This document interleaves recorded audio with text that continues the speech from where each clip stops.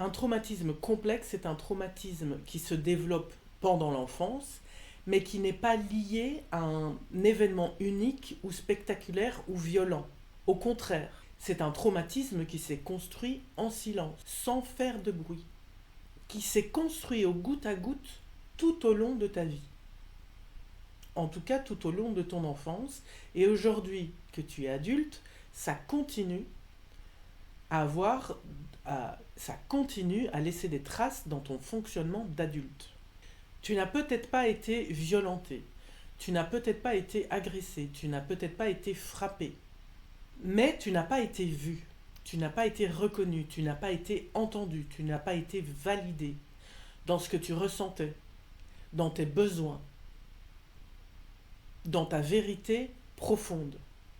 Tu n'as pas été validé pour la personne que tu es vraiment. Et quand tu étais enfant, ça t'a fait te sentir en danger. Ça t'a fait te sentir insécurisé.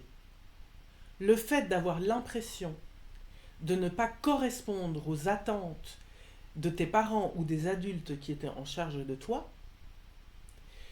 de ne pas être le petit enfant tout parfait qu'ils attendaient que tu sois,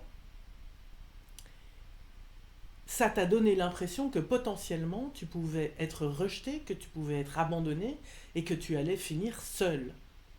Et quand on est bébé, quand on est enfant et qu'on se retrouve seul, tout seul, ça va être très très difficile de survivre. Le cerveau des humains, il ne fait pas la différence entre une peur qui est mentale et une peur qui est réelle.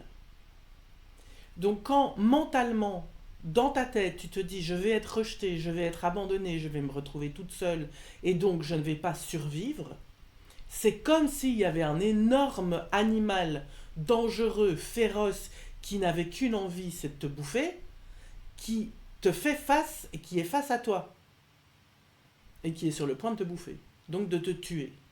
C'est, pour le cerveau, c'est exactement la même chose d'avoir peur de l'animal ou d'avoir peur d'être rejeté. Le sentiment de danger que ça provoque est le même